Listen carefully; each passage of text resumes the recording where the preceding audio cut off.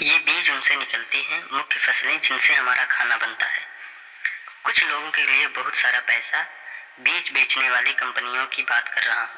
सिर्फ बीज नहीं, उनके लिए केमिकल्स भी दुनिया के आधे कमर्शियल बीजों पर चुनिंदा कंपनियों का कब्जा है। खाद्य सुरक्षा के लिए सरकारें सीड बना रही हैं, उद्योगपति लाखों करोड़ों की रकम झोंक रहे हैं और पारंपरिक किसान पुरखों से विरासत में मिली बीजों की तमाम किस्में बचाने की कोशिशों में लगे हैं। आखिर बड़ी कंपनियों ने हमारे बीजों पर कितना नियंत्रण कर लिया है?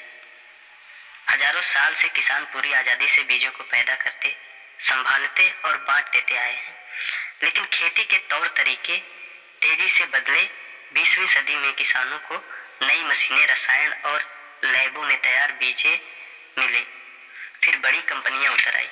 आज बाजार पर उनका राज है। उनसे एक आधुनिक खेती का आकार देने में खास भूमिका रही।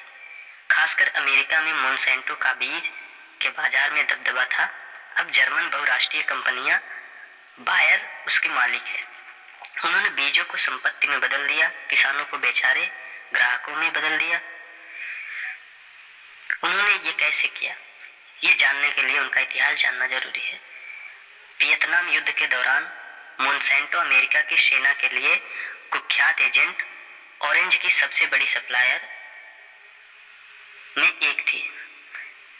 5 करोड़ लीटर हर्बिसाइड के छिड़काव से वो पेड़, फसलें व जंगल नष्ट किए गए जिनमें वियतनामी लड़ाके छिपे रहते थे। वे इलाके न सिर्फ दूषित होकर रह गए बल्कि लाखों लोगों को जहरीले रसायन का घूंट पीना पड़ा। अगली दफा मोनसेंटो ने शांति के दौर में वीड किलिंग की तरफ ध्यान घुमाया और ब्लॉकबस्टर हर्बिसाइड राउंडअप तैयार कर लिया। 1970 के दशक में इसे बाजार में उतारा। इससे कंपनी को काफी मुनाफा हुआ। राउंडअप की मारक क्षमता उसमें मौजूद ग्लाइफोसेट की वजह से है, लेकिन वह किसानों की फसल को भी बर्बाद करने लगी। लिहाजा उसका छिड़काव न सिर्फ बीज बोने से पहले या फसल कटने के बाद ही होने लगा, लेकिन ऐसे बीजों का क्या जो राउंडअप का बार बार सहन कर ले। इसी इरादे के साथ मोनसेंटो ने बीज कारोबार में कदम रखे। 1996 में राउंडअप रेडी नाम से बीज तैयार किए गए। ये बीज ग्लाइफोसेट के प्रतिरोधक के लिए जेनेटिकली मॉडिफाइड थे। एक पर्यावरण इतिहासकार वारंटो जे एल्मोर कहते हैं कि वैसी चीज कौन नहीं खरीदना चाहेगा। खरपतवार ने राउंडअप स्प्रे को फौरन ही झेलना शुरू कर दिया। उसका कुछ बिगड़ा नहीं। इस जेनेटिकली इंजीनियर्ड सीड सिस्टम में आज जरूरत से ज्यादा इस्तेमाल हुआ केमिकल भी आ गया।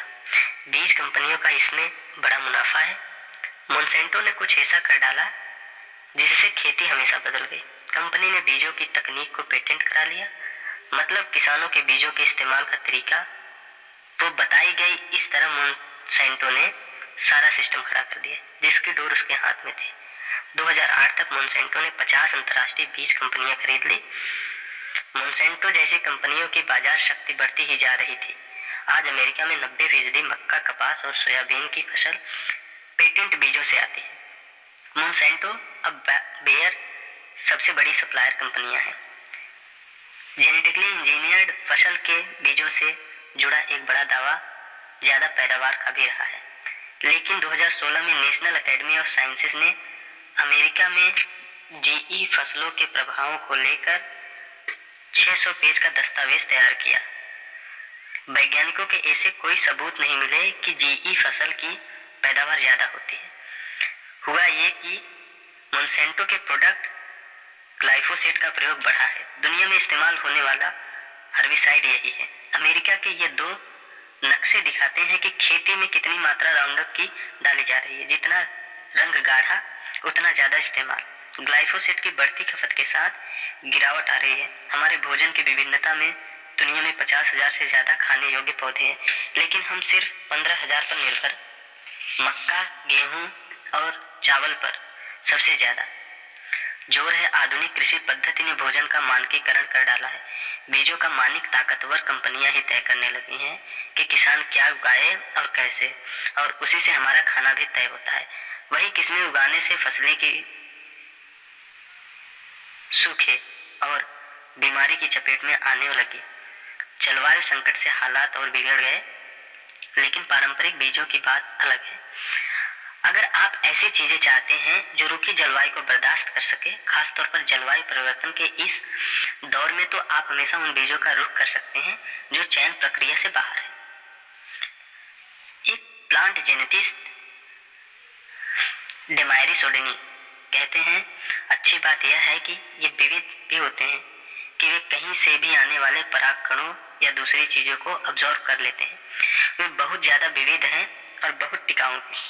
जितनी ज्यादा अलग अलग बीज हम बोएंगे, उतना ही प्रतिशत प्रतिकूल मौसम को सहने की किस्मों को खोज पाने के मौके बनते जाएंगे। मिसाल के लिए दक्षिण पूर्व भारत के एक इलाके में वैज्ञानिकों ने एक उपेक्षित फसल प्रजाति की 400 किस्में खोज निकाली। उनमें से 6 पारंपरिक लोकल धान की किस्में थी जो सूखा, खारे मिट्टी और बाढ़ के तनाव को झेलने की क्षमता रखती है। खुशकिस्मती से जब पारंपरिक बीज खेतों में नहीं मिलेंगे तो भी वे हमेशा के लिए गायब नहीं हो जाएंगे।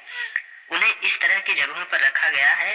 दुनिया भर में 17,000 से ज्यादा बीज बैंकों में पारंपरिक बीज सुरक्षित रखे गए हैं। दुनिया भर के 10 लाख से ज्यादा बीजों के नमूने यहाँ जमा हैं और बहुत ठंडी परमाफ्रोस्ट वाली स्थितियों में रखे ये बीज सदियों तक बचे रहेंगे। ये सिस्टम बैंक की तरह काम करता है। जमाकर्ता सैंपलों के मालिक हैं। नॉर्वे सरकार ठिकाने की मालिक है, जैसे ब्राजील के पास हजारों बीज जमा है। इनमें से कुछ बीज इसलिए बचाए जा सके क्योंकि आदिवासी समुदाय और उनके पारंपरिक किसानों ने इन्हें जुटा कर रखा था। भोजन उगाने का हमारी तरीका पूरी तरह से बदल चुका है। इस सब का फायदा बड़े कॉरपोरेशनों को हुआ है। रसायनों का इस्तेमाल करके किसान अपने बीजों पर मालिकाना हक गवा बैठे हैं और हम जैसे उपभोक्ता कई स्वादों और पोषक तत्वों से वंचित हैं। अब हमें खुद से ही पूछना चाहिए कि बेहतर ढंग से भोजन कैसे उगाएं, अपने लिए और सबके लिए।